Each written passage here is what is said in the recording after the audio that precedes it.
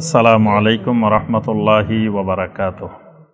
আলহামদুলিল্লাহি ওয়াহদা ওয়াসসালাতু ওয়াসসালামু আলা মান লা নাবিয়্যা বা'দা ওয়া আলা আলিহি ওয়া সাহবিহি ওয়া মাওয়ালা। এরপরে আসেন দ্বিতীয় কথা, এই কালেমার ফজিলত, এই কালেমার গুরুত্ব, এই কালেমার ফজিলত, এটা অনেক বিশাল আলোচনা। তো গুরুত্ব ফজিলতের দিকে আমরা বেশি যাব না। আমাদের মূল আলোচনা আজকে রোকনগুলো আলোচনা করব, আরেকদিন শর্তগুলো আলোচনা করবো আরেক খুতবায়। লা ইলাহা ইল্লাল্লাহর রোকন আর শর্ত, এটার গুরুত্ব আমরা সবাই জানি। এই লা ইলাহা ইল্লাল্লাহটাই হলো তাওহীদ। এই লা ইলাহা ইল্লাল্লাহ নিয়ে কবরে গেলে জান্নাত, এটা না নিয়ে গেলে জাহান্নাম। নবী সাল্লাল্লাহু আলাইহি ওয়াসাল্লামের অসংখ্য হাদিস, মান কানা আখিরু কালামিহি লা ইলাহা ইল্লাল্লাহ দাখালাল জান্নাহ, যে ব্যক্তির সর্বশেষ কালাম হবে লা ইলাহা ইল্লাল্লাহ দাখালাল জান্নাহ, সে জান্নাতে প্রবেশ করবে। মান মাতা ওয়া হুয়া ইয়ালামু আন্নাহু লা ইলাহা ইল্লাল্লাহ দাখালাল জান্নাহ, যে ব্যক্তি এমন অবস্থায় মারা গেল যে সে জানে লা ইলাহা ইল্লাল্লাহ, তাহলে সে জান্নাতে যাবে। এরকম অনেক হাদিস আল্লাহ রাসূল সাল্লাল্লাহু আলাইহি ওয়াসাল্লাম বলছেন লা ইলাহা ইল্লাল্লাহ নিয়ে কবরে গেলে জান্নাত, লা ইলাহা ইল্লাল্লাহ না নিয়ে গেলে। আবু তালেবে অনেক কিছু করার পরেও নবী সাল্লাল্লাহু আলাইহি ওয়াসাল্লাম তাকে বলছিলেন, চাচা আপনি কুল লা ইলাহা ইল্লাল্লাহ, আপনি লা ইলাহা ইল্লাল্লাহ বলেন। আবু তালেব লা ইলাহা ইল্লাল্লাহ বলেন না, বলার কারণে ফামাতা কাফেরান, কাফের হয়ে জাহান্নামে চলে গেছে। তাহলে লা ইলাহা ইল্লাল্লাহ নিয়ে গেলে জান্নাত, না নিয়ে গেলে জাহান্নাম। তাহলে এটাই সবচেয়ে গুরুত্বপূর্ণ, লা ইলাহা ইল্লাল্লাহ। লা ইলাহা ইল্লাল্লাহ জান্নাতের চাবি, মিফতাহুল জান্নাহ। এই লা ইলাহা ইল্লাল্লাহর জন্যই, তাওহীদের জন্য আল্লাহ পাক আসমান জমিন সমস্ত মাখলুকাত সৃষ্টি করেছেন। আল্লাহ রাব্বুল আলামিন যুগে যুগে আসমানি কিতাব পাঠিয়েছেন এই লা ইলাহা ইল্লাল্লাহর দাওয়াতের জন্য।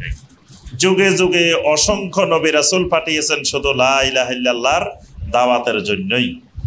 লা ইলাহা ইল্লাল্লাহটা হলো আল্লাহ পাকের কোরআনে কারিমের প্রথম আদেশ, আর শিরিকের ব্যাপারেই হলো প্রথম নিষেধ কোরআনে কারিমে। তাহলে আমরা বুঝলাম এই কালেমার অনেক গুরুত্ব। এবার আসেন এই কালেমার অর্থ, লা ইলাহা ইল্লাল্লাহর অর্থ। লা ইলাহা ইল্লাল্লাহর অর্থ কি বলেন তো দেখি? লা ইলাহা ইল্লাল্লাহর অর্থ কি? লা মা'বুদা বিহাক্কিন ইল্লাল্লাহ। হ্যাঁ, এই অর্থটা সঠিকভাবে জানতে হবে। অনেক মুসলিম কালেমা এই লা ইলাহা ইল্লাল্লাহর অর্থই জানে না।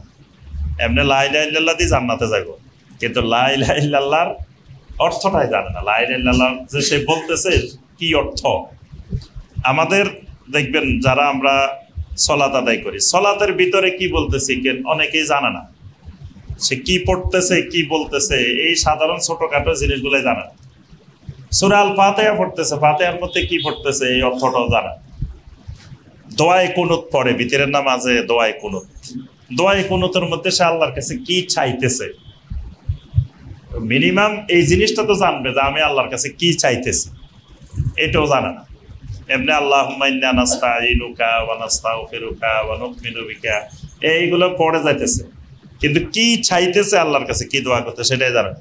এখানে ভিতরের নামাজে দোয়া করে যায় ওয়া নাখলাউ ওয়া নাতরুকু মাইয়াবজুরুকা, আল্লাহ যারা আপনার নাফরমানি করে তাদের সাথে আমি আজকে থেকে সম্পর্ক বিচ্ছিন্ন করলাম। এই মসজিদ থেকে বাইরে সামনে যাই, যারা নামাজে পড়ে না, এরা আল্লাহ নাফরমানি করছে না, এদের সাথে যে খুব আবার সম্পর্ক, মানে 1 মিনিটও যায় নাই, তাদের সাথে যে আবার সম্পর্ক। সেই দোকানে বসে টেলিভিশন দেখতেছে, আবার বসে বসে গল্প করতেছে, কথা বলতেছে। তো এখানে বলে গেল কি, বাইরে করলো কি, তার অর্থ হইলো সে কি বলে গেছে সেটা বুঝেই নেই। সে ভিতরে দোয়ায়ে কুনুত পড়ছে কিন্তু অর্থ বোঝে না। এজন্য ন্যূনতম যেগুলো আমরা সবসময় পড়ি এগুলো হলেও বোঝা দরকার। পুরা কোরআন না বুঝলেও মিনিমাম কিছু জিনিস বোঝা দরকার, যে আমি কি বলতেছি কি চাইতেছি। তা লা ইলাহা ইল্লাল্লাহ আমাকে জান্নাত দিবে, কিন্তু লা ইলাহা ইল্লাল্লাহর অর্থটাই জানে না। সর্বোচ্চ যদি জানে তো বলবে কি আল্লাহ ছাড়া কোনো মাবুদ নাই, কিন্তু এটা কালেমার সঠিক অর্থ নয়। কালেমার অর্থ হলো লা মা'বুদা, ইলাহ মানে মা'বুদ, লা ইলাহা, ইলাহ মানে মা'বুদ। এখানে ইলার পরে একটা শব্দ উজ্জ আছে। আরবি ব্যাকরণের নিয়ম অনুযায়ী লা যেটা, এটাকে বলা হয় লা ইনফি লিল জিনস। লা যখন আসবে, লার একটা ইসিম থাকবে, একটা খবর থাকবে। এটা আরবি ব্যাকরণের নিয়ম। যেখানে লা আসবে, লার একটা ইসিম, একটা খবর। ইসিম হলো ইলাহা, কিন্তু এখানে খবরটা নাই, খবরটা গোপনীয় আছে। খবরটাই হলো বেহাক্কিন, মানে সত্য, যে আল্লাহ ছাড়া সত্য কোনো মাবুদ নেই। আল্লাহ ছাড়া যত মাবুদ পৃথিবীতে আছে এগুলা সব হলো কি বাতিল। সূরা আল হজ্জের ৬২ নম্বর আয়াতে আল্লাহ পাক এটার ব্যাখ্যা করছেন, যালিকা বিআন্নাল্লাহা হুয়াল হক। জেনে রাখো আল্লাহ হলেন একমাত্র হক, সত্য মাবুদ। ওয়া আন্না মা ইয়াদউনা মিন দুনিহি হুয়াল বাতিল। আল্লাহকে ছাড়া যাদেরকে পৃথিবীর মানুষ ডাকে, মাবুদ বানায়, এরা সব হলো বাতিল। তাহলে আপনি যদি বলেন আল্লাহ ছাড়া কোনো মাবুদ নাই, তাহলে আপনার কথার সাথে বাস্তবতার সাথে মেলে নেই। যে জিনিসের ইবাদত করা হয় তাকে বলা হয় মাবুদ। তো বাংলাদেশে দেখবেন লক্ষ লক্ষ মানুষ কবরের ইবাদত করে। কবরের ইবাদত করে না? লক্ষ লক্ষ না, কোটি কোটি মানুষ কবরের ইবাদত করে। কবরের ইবাদত কেমনে করে? কবরের উপরে ঘর বানায়, কবরের উপরে স্থাপনা বানায়, কবর উঁচু করে। অথচ নবী সাল্লাল্লাহু আলাইহি সাল্লাম বলছেন, আলী রাদিয়াল্লাহু তাআলা আনহুকে পাঠাইছেন মদিনার মধ্যে যত উঁচু কবর আছে সমস্ত কবর ভেঙ্গে সমান করে দেওয়ার জন্য। তা এখন দেখবেন বাংলাদেশে কবর উঁচু উঁচু করে বানায় রেখেছে, আবার পাকা করছে। নাহা রাসূলুল্লাহ সাল্লাল্লাহু আলাইহি ওয়াসাল্লাম আন ইউজাসসাসাল কবর। নবী সাল্লাল্লাহু আলাইহি ওয়াসাল্লাম কবর পাকা করতে নিষেধ করেছেন, কবর দেখবেন পাকা করা। আবার কবরের উপরে ঘর বাড়ি বানানো নবী সাল্লাল্লাহু আলাইহি ওয়াসাল্লাম নিষেধ করছেন, ওয়া ইউবনা আলাই। কবরের উপরে কোনো ঘর বাড়ি স্থাপনা কিছু বানানো যাবে না। আবার দেখবেন বাংলাদেশ এমন এক আজব দেশ, যে দেশে মরা মানুষের খাদেমও আছে, যে অসংখ্য হাজার হাজার খাদেম আছে বাংলাদেশে। খাদেম সাহেব কোথাকার খাদেম সাহেব? কবরের খাদেম। তো কবরে যিনি আল্লাহর ওলি বা দিনদার মানুষ, ভালো মানুষ, উনি দুনিয়া থেকে চলে গেছেন, ওনার কি খেদমত করে সে সেখানে বসে বসে? ওনার কি কোনো খেদমতের দরকার আছে? উনি এখন ওযু করে না, ওযুর পানি আনি দিব, বা ওনারা মশা কামড়াইব, মশারিটা একটু লাগাই দিব। তো খেদমত কি ওখানে? কোনো খেদমত নাই, সেখানে বসে বসে আকাম করে। যেহেতু কাম নাই, কাজ যদি না থাকে তো মানুষ তো আকাম করবে। তো সে সেখানে বসে বসে কি করে? আকাম করে। আকাম করে মানে শিরিকের আস্তানা গড়ে তোলে। সে সেখানে বসে বসে মানুষ থেকে বলে যে আপনাদের যা মান্যত আছে সব নিয়ে আসে। তো মান্যত তো একমাত্র আল্লাহর জন্য। মান্যত কোনো ওলিয়া উলিয়ার জন্য মান্যত করা শিরিক। আল্লাহ ছাড়া কারো উদ্দেশ্যে মান্যত করা যাবে না। তো সে সেখানে মানুষকে শিরিকের আহ্বান জানাইতেছে, আপনাদের যা মান্যত আছে সব নিয়ে আসেন। তারপরে এখানে আল্লাহ এমন আল্লাহর ওলি আছে, আপনি চাইলেই পাইবেন তার কাছে। তো তার কাছে চাওয়া তো শিরিক। অর্থাৎ সে সেখানে বসে বসে শিরিকের দোকান দিছে, সে আকাম করতেছে বসে বসে, কারণ তার কোনো নির্দিষ্ট কাজ নাই। কারণ তার যার খেদমত করবে উনি তো নাই, তো সে আর কি খেদমত করবে? তাহলে এই যে কবর কেন্দ্রিক যত ইবাদত, এগুলা সব কি শিরিক। তাহলে যারা কবর কেন্দ্রিক ইবাদত করে তারা কবরকে কি বানায় ফেলছে? মাবুদ বানায় ফেলছে। তাহলে এই মাবুদ বাতিল মাবুদ। যারা আপনার গজার মাছের ইবাদত করে, কুমিরের ইবাদত করে, কচ্ছপের ইবাদত করে, আরো কত জিনিসের ইবাদত আছে বাংলাদেশে, আছে না? দেখবেন ওখানে নিয়ে নিয়ে মান্নাত করে করে মাছকে খাবার দিতেছে।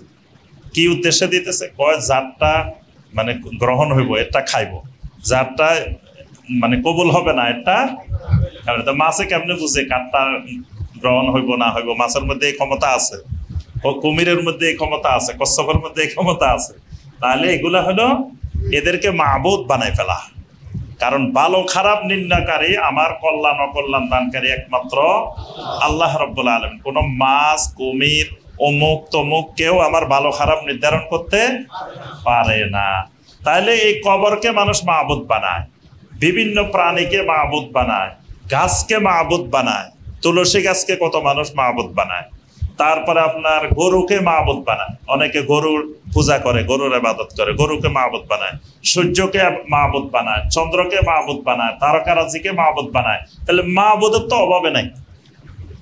কিন্তু এই আল্লাহ ছাড়া যত মাবুদ এগুলো সব হলো বাতিল। একমাত্র হক সত্যিকারের মাবুদ হিসাবে মেনে নিতে হবে আল্লাহ রাব্বুল আলামিনকে। এটা হলো লা ইলাহা ইল্লাল্লাহর অর্থ। এবার আসেন লা ইলাহা ইল্লাল্লাহর রোকন এবং শর্ত। তা আপনারা বলবেন দেখি লা ইলাহা ইল্লাল্লাহর রোকন কয়টা? জি, লা ইলাহা ইল্লাল্লাহর রোকন, শর্ত না। লা ইলাহা ইল্লাল্লাহর রোকন আর শর্ত বুঝেন কিনা আগে ওইটা বলেন। রোকন আর শর্ত কি? এই দিকের ভাইয়েরা বলেন দেখি, মাঝখানে বলিয়েন না, এইদিকে বলেন দেখি। রোকন কোনটা, শর্ত কোনটা? প্রত্যেকটা ইবাদতের কিন্তু রোকন আছে, শর্ত আছে। রোকন আর শর্ত ছাড়া কোনো ইবাদত নাই। আল্লাহর যত ইবাদত আছে প্রত্যেক ইবাদতের দেখবেন, আপনি সলাত আদায় করবেন, সলাতের কিছু শর্ত আছে, কিছু রোকন আছে। তারপরে আপনি সিয়াম পালন করবেন, সিয়ামের কিছু শর্ত আছে, কিছু রোকন আছে। হজ করবেন, হজের কিছু শর্ত আছে, হজের কিছু রোকন আছে। আরকান আহকাম, যেটা আমাদের দেশের ভাষায় বলে আরকান আহকাম। আহকাম মানে শর্ত, আরকান মানে রোকন। তাহলে দুটার মধ্যে পার্থক্য কি? আচ্ছা, এইদিকের ভাইয়েরা বলেন, রোকন আর শর্তর মধ্যে পার্থক্য কি দুটা? কেউ বলবেন না?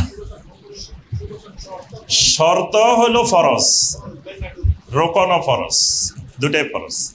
পার্থক্য হলো শর্ত হলো ইবাদতটার আগে, আর রোকন হলো ইবাদতটার ভিতরে। ইবাদতের ভিতরে যে ফরজগুলা, এগুলাকে বলা হয় রোকন। ইবাদত শুরু করার আগে যেগুলা ফরজ সেগুলা শর্ত। যেমন সলাতের আগে আপনাকে ওযু করা লাগবে। ওযু হলো কি? শর্ত। ওযু হলো সলাতের নামাজের শর্ত, রোকন না, কিন্তু ওযু ফরজ।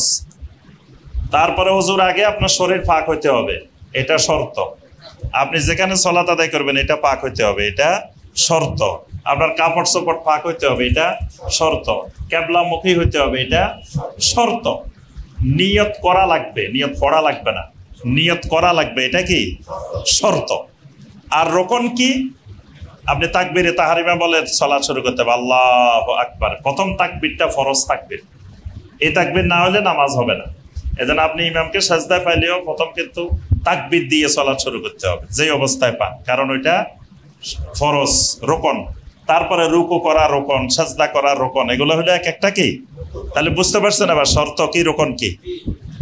শর্ত হলো আগের গুলা, রোকন হলো ভিতরের গুলা। আরো কিছু পার্থক্য আছে শর্ত আর রোকনের মধ্যে। এগুলোর ফরজ না বলি শর্ত আর রোকন বলার পিছনে কারণ আছে।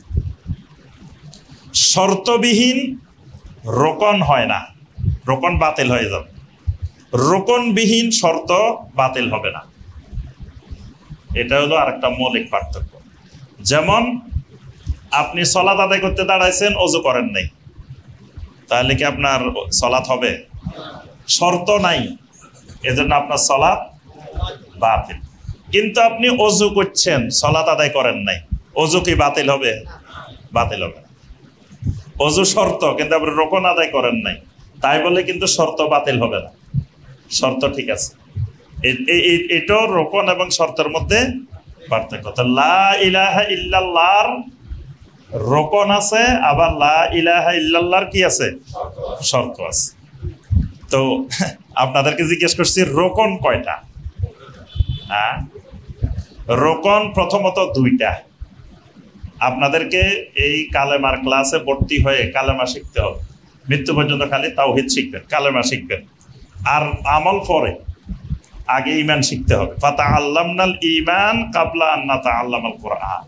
ঈমান শিখার আগে অন্য কিছু শিখে লাভ নাই, আগে ঈমান শিখতে হবে। তাহলে ঈমান, লা ইলাহা ইল্লাল্লাহর রোকন হলো কয়টা? দুইটা। প্রথমটা হলো নফি, দ্বিতীয়টা হলো ইসবাত। প্রথমটা নফি, নফি মানে না, ইসবাত মানে হ্যাঁ। এই দুইটা হলো লা ইলাহা ইল্লাল্লাহর রোকন। লা ইলাহা এটা হলো নফি, প্রথমে আপনাকে না করতে হবে, না, তারপরে ইল্লাল্লাহ দিয়ে হা করতে হবে। এজন্য সূত্র মনে রাখতে হবে যে না যোগ হা, না যোগ সমান সমান সমান সমান তাওহীদ, সমান সমান কি? আমার কথা বুঝতেছেন? না যোগ হা সমান সমান তাওহীদ। আচ্ছা, এবার আসেন না যোগ না সমান সমান নাস্তিক। না যোগ না সমান সমান নাস্তিক। আচ্ছা, হা যোগ হা, হ্যাঁ, হা যোগ হা শিরিক। হা যোগ হা, যেটা পাইবো হা খালি মাথা ঝুঁকাইবো, যেখানে যারে পাইবো খালি মাথা ঝুঁকায়, খালি মাথা ঝুঁকায়, সব জায়গায় ইয়েস, কোনো নো নাই। হুজুরে যা বলবে ঠিক কি না? ঠিক। আজ পর্যন্ত কোনোদিন শুনছেন ঠিক না বেঠিক এটা বলতে শুনছেন? যা কয় সব ঠিক। তাহলে হা যোগ হা সমান সমান শিরিক। সব জায়গায় হা করা যাবে না, কিছু জায়গায় হা কিছু জায়গায় না, এটার নাম তাওহীদ। এজন্য শাইখ উসাইমিন রাহিমাহুল্লাহ, ইমাম ইবনুল কাইয়িম রাহিমাহুল্লাহ তারা বলছেন যে আল্লাহ পাকের কালেমাটা আল্লাহ পাক পজিটিভ আকারেও দিতে পারতেন, কিন্তু সেটা দিয়ে তাওহীদ সাব্যস্ত হইতো না। যেমন যদি কালেমাটা লা ইলাহা ইল্লাল্লাহ না হয়, যদি হইতো আল্লাহু ইলাহুন, আল্লাহু ইলাহুন অর্থ কি? আল্লাহ মাবুদ, আল্লাহ মাবুদ। তো আল্লাহর আপনি মাবুদ মেনে নিছেন, এটা তো হইতো, কালেমাটা এইভাবে দিলেও তো হইতো, কিন্তু আল্লাহ পাক এইভাবে দেন নাই। কারণ আল্লাহু ইলাহুন এটার দ্বারা বাকি যে বাতিল মাবুদ আছে এগুলা কিন্তু না হয় নাই। আল্লাহকেও মাবুদ মানলেন, পাশাপাশি অন্যান্য মাবুদও মানার সম্ভাবনা আছে, কিন্তু যখন এটাকে না যোগ হা করা হবে তখন হবে যে না একমাত্র আল্লাহই সত্য মাবুদ, আর কোনো মাবুদ আমি মানি। সালেহ আল ফাওজান হাফিজাহুল্লাহ এটাকে একটা উদাহরণ দিয়েছেন, যে এক ব্যক্তি বলল খালেদুন কায়েমুন, খালেদ দণ্ডায়মান, খালেদ দণ্ডায়মান। তাহলে যদি আপনাদেরকে প্রশ্ন করি খালেদ কোন অবস্থায় আছে? দাঁড়াই আছে। খালেদ ছাড়া বাকি যারা আছেন তারা কোন অবস্থায়? দাঁড়াইও থাকতে পারে, বসিও থাকতে পারে। বাকিরা কোন অবস্থায় আছে এটা কিন্তু নিশ্চিত হয় নাই। আর যখন বাক্যটাকে না যোগ হা করে বলা হবে লা কায়েমা ইল্লা খালেদুন, খালেদ ছাড়া আর কেউ দণ্ডায়মান না, এবার বোঝা গেছে শুধু খালেদে দাঁড়ায় রয়েছে, বাকি সব বসে রয়েছে। এটার নাম তাওহীদ, এটার নাম তাওহীদ। বুঝে আসছে এবার? তাহলে রকম কয়টা? এক নম্বর নফি না, দুই নম্বর এবার হলো কোথায় না কোথায় হা এটা জানতে হবে। না এর জায়গায় হা, হা এর জায়গায় না দিয়ে দিলে উল্টা পাল্টা হয়ে যাবে। এখানে প্রস্রাব করিবেন না করিলে এখন আপনি কোথায় দাঁড়ি, কোথায় কমা, কোথায় কি এটা তো বুঝতে হবে। এখন না এর জায়গায় হা, হা এর জায়গায় যদি না হয়ে যায় ইমান শেষ হয়ে যাবে। এই জন্য সবার আগে লা ইলাহা ইল্লাল্লাহ রোকন জানতে হবে। আমাদের সময় কম, সংক্ষেপে মূল কথা যেটা, চার জায়গায় না করতে হবে। চার জায়গায় কি করতে হবে? না, ওখানে নোতে টিপ দিতে হবে সব সময়। আর চার জায়গায় সব সময় হাতে ইয়েস ক্লিক করতে হবে, সব সময় ইয়েস, সব সময় ইয়েস। 4টা জায়গায় ইয়েস, 4টা জায়গায় নো। এটা মনে রাখতে হবে আজীবন মৃত্যু পর্যন্ত, না হয় লা ইলাহা ইল্লাল্লাহ নিয়ে কবরে যাওয়া যাবে না। 4 জায়গা কোন 4 জায়গা? 1 নম্বর আরবাবা মিন দুনিল্লাহ, আল্লাহ ছাড়া জমিনে যত বাতিল রব আছে, রব আল্লাহ ছাড়া যত রব আছে সব রবকে নো করে দিতে হবে, সমস্ত রব। এখন খালি এটা একথা বললেই হবে। এখন আপনাদেরকে যদি লাগাই দিই যে ভাই কালকে একটু বের করেন তো ঢাকা সিটি, একটু জরিপ করে একটা গবেষণা করে আসেন কয়জন রব খুঁজে পাইছেন, তা আপনারা তো খুঁজে খুঁজে একজনও বাইর করতে পারবেন না। পরে দেখবেন যে আসলে আপনি নিজেই রব, আপনি নিজেই রব হয়ে বসে রয়েছেন, কিন্তু আপনি বুঝতেছেন না, রবে বুঝেন নাই। তাহলে আপনি রব খুঁজে পাবেন কেন? কেউ কি বলছে ঢাকা শহরে যে আমি আপনাদের রব? একথা কেউ বলছে? তা আপনাকে যদি বলি যে আল্লাহ ছাড়া যত রব আছে না করবেন, তা আপনি করবেন যে না, আল্লাহ ছাড়া কই রব তো নাই। এজন্য লা ইলাহা ইল্লাল্লাহ বলার পরেই প্রথম কাজ রবকে চিনা, রবকে চিনা, রবকে বোঝা। কবরে এই জন্য 1 নম্বর প্রশ্ন মার রব্বুকা, মারিফাতুর রব। রব কি, রব কাকে বলে, রব কি জিনিস? কবরে গেলে এই জন্য 1 নম্বরে সবার আগে মার রব্বুকা, তোমার রবকে। সূরা তাওবার 31 নম্বর আয়াতে আল্লাহ পাক বলেছেন ইত্তাখাযু আহবারাহুম ওয়া রুহবানাহুম আরবাবাম মিন দুনিল্লাহি ওয়াল মাসীহ ইবনে মারইয়াম। ইহুদিরা, খ্রিস্টানেরা তাদের আহবার, তাদের রুহবানদেরকে আল্লাহকে বাদ দিয়ে রব বানাইছে। তো ইহুদিদের, খ্রিস্টানদের সবচাইতে বড় আলেম, নবী সাল্লাল্লাহু আলাইহি ওয়াসাল্লামের যুগে খ্রিস্টানদের সবচাইতে বড় আলেম যিনি, ওনার নাম হলো আদি ইবনে হাতেম। হাতেম তাইর ছেলে। হাতেম তাইর নাম শুনছেন না? হাতেম আর তয়, তয় গোত্রের, তয় আরবের একটা প্রসিদ্ধ গোত্র, ওই গোত্রের এই হাতেম ছিল ওই গোত্রের। তার ছেলে হলো আদি। আদি হলো খ্রিস্টানদের ওই জমানার সবচেয়ে বড় আলেম। আদি ইবনে হাতেম পরে সাহাবী হয়েছেন তিনি, রাদিয়াল্লাহু তাআলা। পরে তিনি একদিন নবী সাল্লাল্লাহু আলাইহি ওয়াসাল্লামের কাছে আসছেন বিশাল এক দলবল নিয়ে। আসার সময় ওনার গলার মধ্যে একটা ক্রুশ, কোন কোন রাওয়ায়াতে আসছে মাথার মধ্যে ক্রুশ, কোন কোন রাওয়ায়াতে আসছে গলার মধ্যে একটা ক্রুশ, স্বর্ণের ক্রুশ, সলিবুন মিন জাহাবিন, স্বর্ণের ক্রুশ লাগান। তো ওই অবস্থায় ঢুকতেছে একবারে বীর তরফে, মানে তো সবচেয়ে বড় আলেম খ্রিস্টানদের।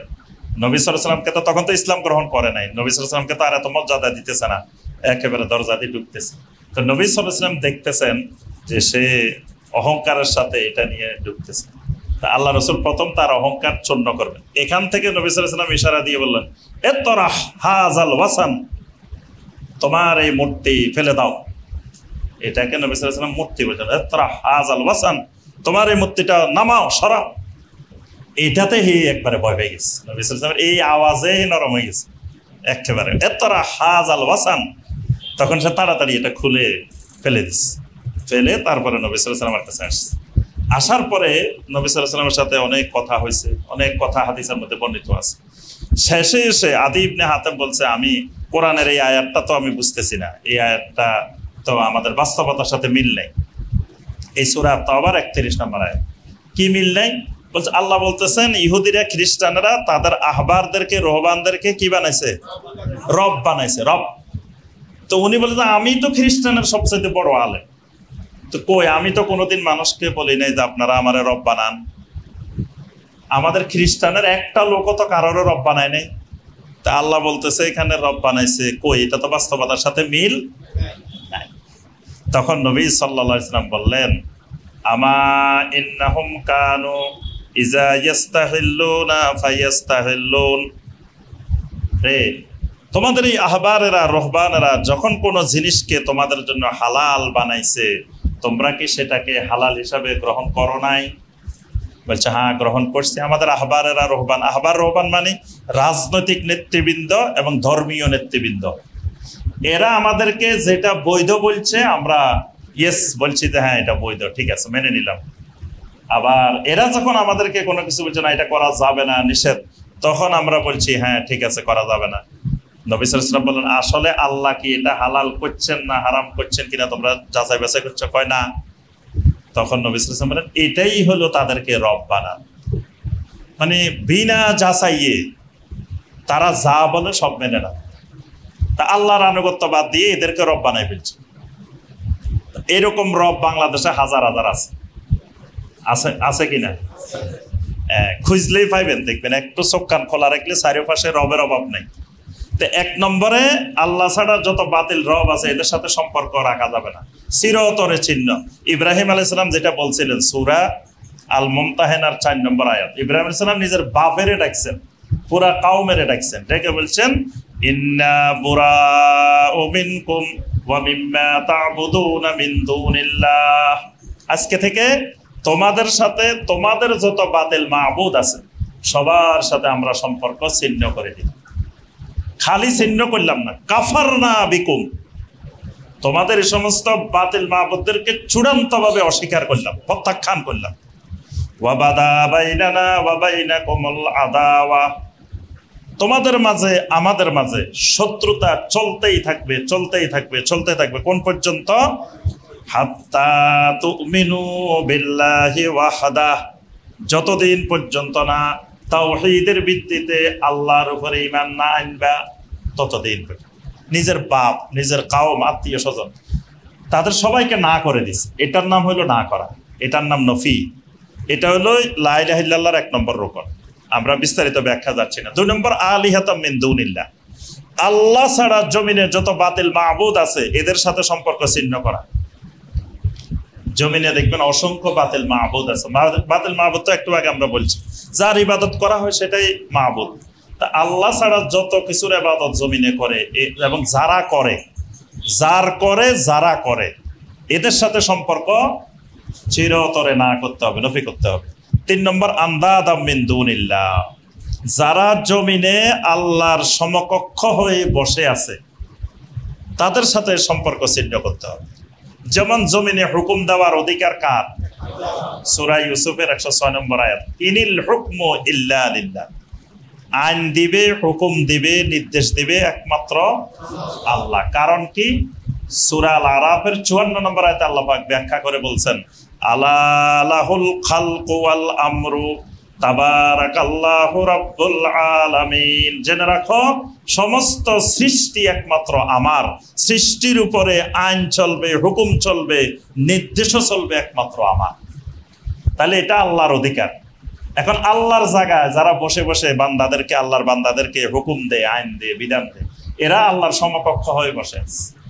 এদেরকে না করতে হবে, এদের সাথে সম্পর্ক চিরতরে বিচ্ছিন্ন করতে হবে। 4 নম্বর আর তাগুত, জমিনে যারা তাগুত আছে, তাগুত চিনতে হবে। তাগুত চিনা ফরজ। সমস্ত নবীরা, এমন কোন নবী জমিনে আসে নাই যেই নবী জাতিকে বলে নাই ওয়াজতানিবুত তাগুত, তাগুত পরিহার করো। তা আমরা তাগুতের অনেক আলোচনা করছি এই মসজিদে। এই মসজিদে এগুলো সব অনেকবার আলোচনা হয়েছে, তাও আরেকবার একটু মনে করাই দেওয়া। আর একটা বোঝা গেছে আপনারা লেখাপড়া ছেড়ে দিচ্ছেন, আপনাদের আবার লেখাপড়া শুরু করতে হবে, জোরালো ভাবে লেখাপড়া করতে হবে। এলমের বিকল্প নাই, লেখাপড়ার বিকল্প নাই। ঈমান নিয়ে থাকতে হলে ফিতনার যুগে এলেম লাগবেই, এলমের সাথে লেগে থাকতে হবে সব সময়। এবং এই রমাদান মাস এলেম চর্চার মহা সুযোগ, এজন্য এই মাসে বেশি বেশি এলেম চর্চা করবেন। আর 4টা জিনিসকে হাঁ করতে হবে, এই 4টা জিনিস মনে রাখতে হবে। আমরা আরেকদিন পড়া নেব ইনশাল্লাহ। এই 4টা মনে থাকবো। 1 নম্বরে কি? আরবাবাম মিন দুনিল্লাহ, এভাবে মনে রাখলে সুবিধা হবে। আরবাবাম মিন দুনিল্লাহ। 2 নম্বর আলিহাতাম মিন দুনিল্লাহ। 3 নম্বর আন্দাদাম মিন দুনিল্লাহ। 4 নম্বর তাগুত। এই 4 শ্রেণীকে না করতে হবে, নফি। আর 4টা জিনিস হা করতে হবে। আর রুবুবিয়্যাতু লিল্লাহি ওয়াহদা, আল্লাহকে একমাত্র রব মেনে নিতে হবে। এবার রব বুঝতে হবে, রবের যতগুলো সেক্টর আছে সব সেক্টরে শুধু আল্লাহকে ঠিক দিতে হবে, শুধু আল্লাহকে ঠিক দিতে হবে, শুধু আল্লাহকে হা করতে হবে। এটা লা ইলাহা ইল্লাল্লাহর রুকন। 2 নম্বর আল উলুহিয়াতু লিল্লাহি ওয়াহদা, মানে উলুহিয়াত হিসাবে, ইলাহ হিসাবে একমাত্র আল্লাহকে নির্ধারণ করতে হবে, মাবুদ হিসাবে একমাত্র আল্লাহকে, ইবাদত আল্লাহর জন্য নির্দিষ্ট করতে হবে। 3 নম্বর আল মুহাব্বাতুল খালিসাতু লিল্লাহি ওয়াহদা, মানে ভালোবাসা, মাহাব্বাহ। এটা আমরা একজন আরেকজনকেও ভালোবাসবো, ইমানদারদেরকেও ভালোবাসবো, মা বাবাকে ভালোবাসবো, তারপরে নবী সাল্লাল্লাহু আলাইহি ওয়াসাল্লামকে ভালোবাসবো। ভালোবাসার অনেকগুলা স্তর আছে, কিন্তু সবার ঊর্ধ্বে ভালোবাসা হবে কার? আল্লাহ। সূরা আল বাকারার 165 নম্বর আয়াত, ওয়াল্লাযীনা আমানু আশাদ্দু হুব্বাল লিল্লাহ, মানে আল্লাহর ভালোবাসার সামনে সমস্ত ভালোবাসা তুচ্ছ হয়ে যাবে। এটার নাম লা ইলাহা ইল্লাল্লাহ। 4 নম্বর আত-তাআতুল মুতলাকা লিল্লাহ, মানে নিঃশর্ত আনুগত্য হবে একমাত্র আল্লাহ। নিঃশর্ত আনুগত্য আর শর্তযুক্ত আনুগত্য কি? তাআ মুতলাকা, তাআ মুকাইয়াদা। আল্লাহ এবং আল্লাহ রাসূল ছাড়া বাকি সবার আনুগত্য হবে মুকাইয়াদা, মানে শর্তযুক্ত। তোমার কথা যদি আল্লাহ এবং রাসূলের সাথে মিলে আমি মানব, না মিললে বাদ, তুমি যত বড় ব্যক্তি হও না কেন। সাহাবায়ে কেরাম আবু বকর, ওমর রাদিয়াল্লাহু তাআলা আনহুর কথাও নিঃশর্তে মেনে নেন নাই, শর্তযুক্ত মানছেন। আবু বকর ওমরের কথা বলতে হলে দলিল দিয়ে কথা বলা লাগে। হ্যাঁ, যে দলিল দিয়ে কথা না বললে তারা মেনে নিতেন না। কিন্তু নবী সাল্লাল্লাহু আলাইহি সাল্লামের কথা, আল্লাহ রাব্বুল আলামিনের কালাম যখনই পাওয়া যাবে, যদি বিশুদ্ধ সূত্রে নবী সাল্লাল্লাহু আলাইহি ওয়াসাল্লামের হাদিসটা পাওয়া যায়। তারপরে আল্লাহ রাব্বুল আলামিনের কোনো কথা যখন পাওয়া যাবে তখন বলতে হবে সামি'না ওয়া আতা'না, শুনলাম আর মানলাম। এটার নাম নিঃশর্ত আনুগত্য। এই নিঃশর্ত আনুগত্য হবে একমাত্র আল্লাহর। এই চারটা হলো ইসবাত। রুবুবিয়্যাতু লিল্লাহি ওয়াহদা, উলুহিয়্যাতু লিল্লাহি ওয়াহদা, মুহাব্বাতুল খালিসা লিল্লাহি ওয়াহদা, আরেকটা হলো আত-তাআতুল মুতলাকা লিল্লাহি ওয়াহদা। এই 8টা হলো রোকন, মানে প্রথম 2টা আবার 2টা 4টা, মোট হলো 8টা। এই 8টা মুখস্থ করবেন দলিল সহকারে, আয়াত সহকারে। আল্লাহ রাব্বুল আলামিন আমাদের সবাইকে লা ইলাহা ইল্লাল্লাহকে জানার, বুঝার এবং লা ইলাহা ইল্লাল্লাহর জ্ঞান জানা। এই ব্যাপারে ইমাম ইবনে উয়াইনা রাহিমাহুল্লাহ বলেন যে মা আনআমাল্লাহু আলা আবদিন মিনাল ইবাদ নি'মাতুন আ'যামু মিন মান আররাফাহুম লা ইলাহা ইল্লাল্লাহ। মানে যেই লোকে লা ইলাহা ইল্লাল্লাহ জ্ঞান অর্জন করছে, এর থেকে বড় নিয়ামত আল্লাহ জমিনে আর কোনো বান্দাকে দেন না, লা ইলাহা ইল্লাল্লাহর জ্ঞানের মতো।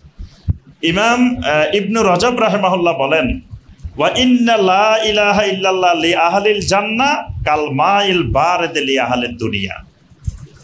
জান্নাতবাসীদের জন্য লা ইলাহা ইল্লাল্লাহ ওই রকম যেমন দুনিয়াবাসীদের জন্য ঠান্ডা পানি। মানে প্রচন্ড গরমে ঠান্ডা পানি, সুশীতল পানি পাইলে মানুষ যেমন খুশি হয়, মানে তার কাছে ভালো লাগে, মজা লাগে, এই জান্নাতবাসী হইতে চাইলে তার কাছে সবচাইতে মজার হইলো লা ইলাহা ইল্লাল্লাহ। এই জন্য লা ইলাহা ইল্লাল্লাহর ইলম শিক্ষা ফরজে আইন। আল্লাহ পাক আমাদের সবাইকে তৌফিক দান করুন, আমিন ইয়া রাব্বাল আলামিন। আসসালামু আলাইকুম ওয়া রাহমাতুল্লাহি ওয়া বারাকাতুহু।